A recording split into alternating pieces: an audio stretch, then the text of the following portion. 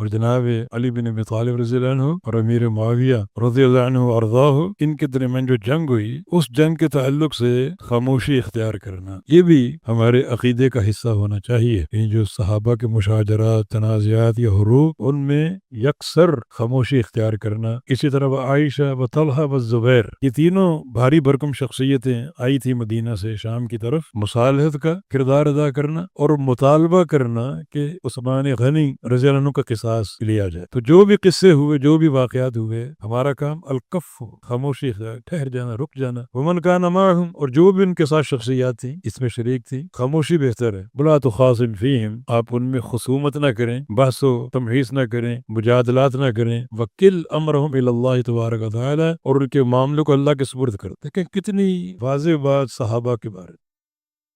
کلن وعد اللہ الحسنى، جو فتح سے قبل اسلام لائے، جو فتح سے بعد اسلام لائے، تفاضل ضرور ہے۔ جو فتح سے قبل اسلام لائے اولئک اعظم درجہ، ان کا درجہ بہت بلند اور اونچا ہے، لیکن جو بعد میں لائے اور پہلے لائے، سب سے اللہ نے جنت کا وعدہ کر رہا۔ جب یہ باب بند ہو گیا تو پھر صحابہ پر بات کرنا، نبی علیہ السلام کی حدیث ہے، اذا ذکر اصحابی فامسکوا، کہ میرے صحابہ کا ذکر آئے تو زبانیں بند کر لو۔ پھر یہ زبانیں کیوں چلتی ہیں؟ شرم کی بات نہیں۔ مشاجرات اور اختلافات امور عقیدہ میں نہیں تھے، امور دین میں نہیں تھے، امور سیاسہ میں تھے، اور ان میں دو امکان ہوتے ہیں، صحت کا یا خطا کا۔ المجتہد یخطئ، ویسے سیاسی امور اجتہادی ہوتے ہیں، کوئی ضرورت ہے کلام کرنے کی۔ تاریخی تجزیہ، یعنی آپ تجزیہ کر کے اللہ اور اس کے رسول سے مہادرائی کرنا چاہتے ہیں کہ جن کو تو نے جنت دے رکھی، جنت کے وعدے کر رکھے ہیں، میرا یہ موقف ان کے، یہ میرا تجزیہ ہے نا۔ شرم کی بات، اللہ اور اس کے رسول سے مہادرائی، نبی علیہ السلام کے فرمان کی مخالفت۔ اذا ذکر اصحابی فامسکوا، زبانیں بند رکھو۔ پتہ نہیں فاختہ نام آپ نے کیوں رکھا، خوبصورت پرندہ ہے، اور وہاں تو چہرے پر پھٹکاریں برس رہی ہیں، تو حیا ہونی چاہیے۔ یہ سیاسی تجزیہ